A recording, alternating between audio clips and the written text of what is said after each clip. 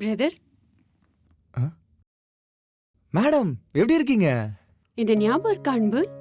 உங்களை எப்படி மேடம் மறக்க முடியும்? ஃபுட் சேஃப்டி ஆஃபீஸர் தானே? லாஸ்ட் டைம் கூட இங்க வந்து டெஸ்ட் எடுத்துட்டு போனீங்க. ரிசல்ட் ஆச்சு. நீங்க நினைக்கிற மாதிரி நான் ஃபுட் சேஃப்டி ஆஃபீஸர் இல்ல அன்பு. என்ன பின்ன? நம்ம கலாஹத்தியோட பையனை நான் தான் கல்யாணம் பண்ணிக்க போறேன். அவங்க எப்பவும் உங்ககிட்ட சாப்பாடு வாங்கிட்டு போற மாதிரி என்னையும் வாங்கிட்டு வர சொன்னாங்க. அதனால தான் ஒரு சின்ன டிராமா பண்ணேன். அப்படி பண்ணிருக்க கூடாது.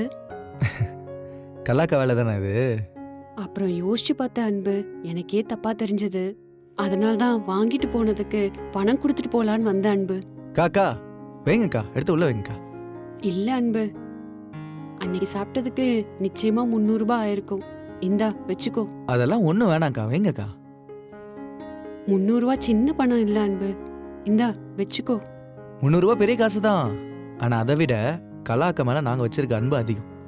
பரவாயில்ல அன்பு, இந்த பணத்தை வச்சுக்கோ.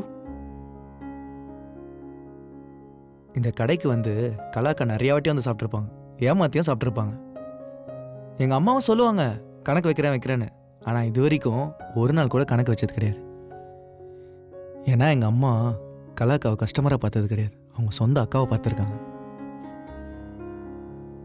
இப்போ இந்த காசை மட்டும் நான் வாங்கிட்டேன்னு வச்சுக்கோங்களேன், அப்போ இவ்வளோ நாள் நாங்கள் வச்சுருந்த அன்பை அவமானப்படுத்துகிற மாதிரி.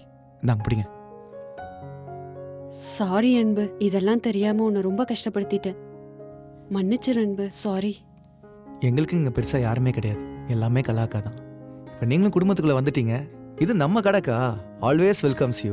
எப்போ வேணால் நம்ம கடைக்கு வாங்க, பிடிச்சதை சாப்பிட்டு போங்க. சரி அன்பு, நான் கிளம்புறேன். அக்கா, கலாக்காவுக்கு பிடிச்ச இடியாப்பமும் பாயாவும் இருக்கு, ஒரு நிமிஷம் வந்துடுறேன். இட்லி கடை உங்க பிரேக் டைம் என்டர்டைன்மெண்ட் சேனலில் காண தவறாதீர்கள்.